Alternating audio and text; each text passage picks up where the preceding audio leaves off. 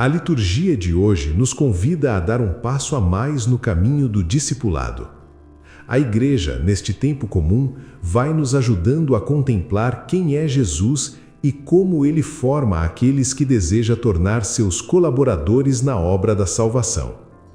Não se trata apenas de conhecer seus milagres, mas de compreender sua missão e o chamado que ele continua fazendo à sua Igreja. Hoje, somos convidados a escutar a palavra com o coração aberto, deixando-nos formar por Cristo que chama, escolhe e envia. Leitura do primeiro livro de Samuel. Naqueles dias, Saul tomou consigo 3.000 homens escolhidos em todo Israel e saiu em busca de Davi e de seus homens, até os rochedos das cabras monteses. E chegou aos currais de ovelhas que encontrou no caminho. Havia ali uma gruta, onde Saul entrou para satisfazer suas necessidades. Davi e seus homens achavam-se no fundo da gruta, e os homens de Davi disseram-lhe: Este certamente é o dia do qual o Senhor te falou. Eu te entregarei o teu inimigo, para que faças dele o que quiseres. Então Davi aproximou-se de mansunho e cortou a ponta do manto de Saul.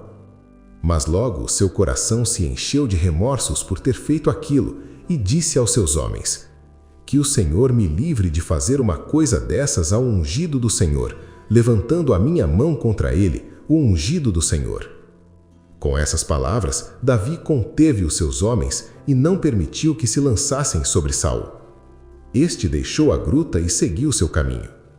Davi levantou-se a seguir, saiu da gruta e gritou atrás dele: Senhor, meu rei!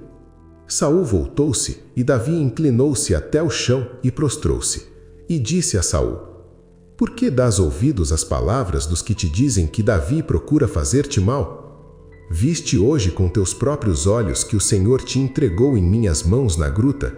Renunciando a matar-te, poupei-te a vida, porque pensei: Não levantarei a mão contra o meu Senhor, pois ele é ungido do Senhor e meu pai.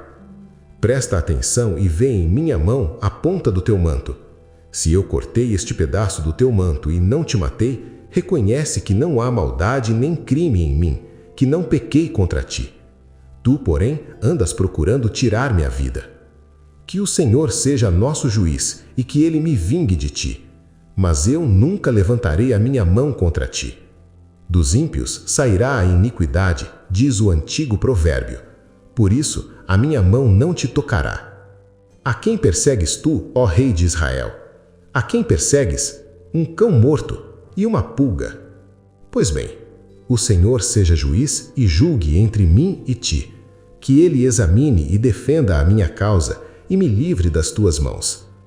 Quando Davi terminou de falar, Saul lhe disse: É esta a tua voz, ó meu filho Davi? E começou a clamar e a chorar. Depois disse a Davi: Tu és mais justo do que eu, porque me tens feito bem, e eu só te tenho feito mal. Hoje me revelaste a tua bondade para comigo, pois o Senhor me entregou em tuas mãos e não me mataste. Qual é o homem que, encontrando o seu inimigo, o deixa ir embora tranquilamente? Que o Senhor te recompense pelo bem que hoje me fizeste. Agora eu sei com certeza que tu serás rei, e que terás em tua mão o reino de Israel. Palavra do Senhor.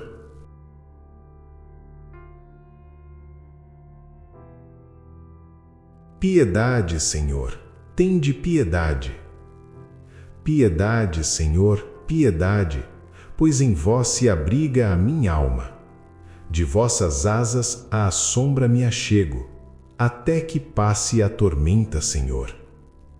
Lanço um grito ao Senhor Deus Altíssimo, a este Deus que me dá todo o bem, que me envie do céu sua ajuda e confunda os meus opressores.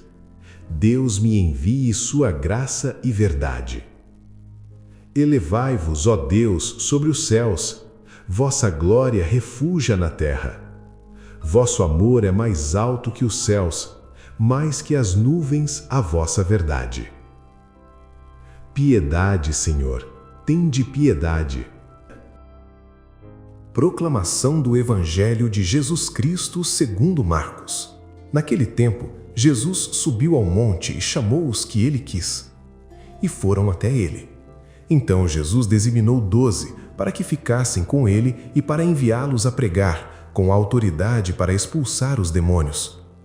Designou, pois, os 12, Simão, a quem deu o nome de Pedro, Tiago e João, filhos de Zebedeu, aos quais deu o nome de Boanerges, que quer dizer filhos do trovão, André, Filipe, Bartolomeu, Mateus, Tomé, Tiago, filho de Alfeu, Tadeu, Simão, o cananeu, e Judas Iscariotes, aquele que depois o traiu. Palavra da salvação. Irmãos e irmãs, o Evangelho de hoje nos revela um momento profundamente importante da vida pública de Jesus, a escolha dos 12. São Marcos nos diz que Jesus subiu ao monte, um detalhe que não é apenas geográfico, mas profundamente espiritual.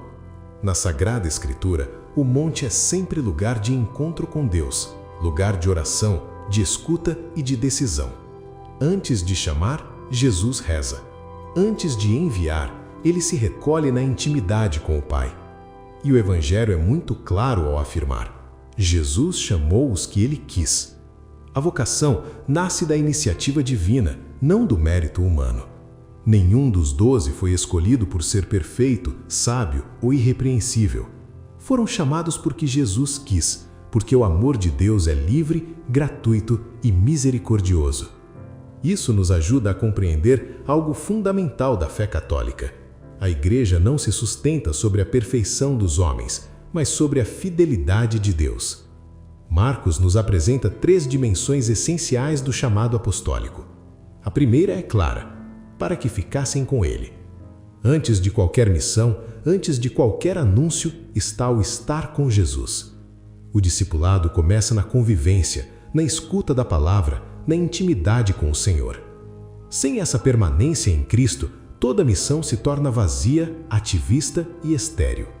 A Igreja, ontem e hoje, só é fecunda quando permanece unida a seu Senhor. A segunda dimensão é o envio, para enviá-los a pregar. Quem está com Jesus é inevitavelmente enviado. A fé não é algo guardado para si, mas anunciada. O anúncio do Evangelho não nasce de uma ideologia, mas da experiência viva com Cristo. Aqui vemos ecoar aquilo que a Igreja vive neste tempo comum. Somos continuamente formados para sermos discípulos missionários, chamados a testemunhar o reino no cotidiano da vida. A terceira dimensão é a autoridade espiritual, com autoridade para expulsar os demônios. Isso nos lembra que a missão da Igreja não é apenas social ou moral, mas profundamente espiritual. Onde o Evangelho é anunciado, o mal perde espaço, as correntes são quebradas e o ser humano é restaurado em sua dignidade. Essa autoridade não vem do poder humano, mas da comunhão com Cristo. Ao listar os nomes dos 12, o Evangelho não esconde suas fragilidades. Pedro que negará, Tiago e João impetuosos, Judas que trairá. Isso nos ensina que Jesus não escolhe homens prontos, mas forma aqueles que escolhe. A Igreja, iluminada pelo magistério, sempre nos recorda que a santidade é um caminho, não um ponto de partida. Neste tempo litúrgico, a palavra de hoje nos chama a renovar nossa consciência de pertencimento à Igreja. Cada batizado participa, à sua maneira, dessa missão apostólica. Somos chamados a estar com Cristo, a aprender dele e a deixar que ele nos envie onde estivermos, na família, no trabalho, na comunidade. O Evangelho de hoje não é apenas memória de um chamado antigo, mas atualização de um chamado permanente. Cristo continua subindo ao monte, continua chamando, continua confiando sua missão a homens e mulheres frágeis, mas disponíveis. O verdadeiro critério não é a perfeição, mas a disponibilidade do coração. Oremos. Senhor Jesus, que subiste ao monte e chamaste aqueles que escolheste, olha também para nós, hoje reunidos pela Tua palavra. Dá-nos a graça de permanecer contigo, de ouvir Tua voz no silêncio do coração e de deixar-nos formar pela Tua vontade. Purifica-nos de todo medo, cura nossas infidelidades e fortaleça-nos para vivermos a missão que nos confiaste no dia do nosso batismo. que, unidos à Tua Igreja, sejamos sinais vivos do Teu amor no mundo, testemunhas da Tua verdade e instrumentos da Tua paz. Tudo isso te pedimos confiantes, porque sabemos que quem chama é fiel e jamais abandona aqueles que escolhe. Amém. Tenhamos um lindo e abençoado dia na presença de Deus que é Pai, Filho e Espírito Santo. Amém. Se esta palavra falou ao seu coração, ajude-nos a evangelizar. Curta, comente, compartilhe este vídeo e inscreva-se no canal. Lembre-se que o segredo é ter fé em Deus.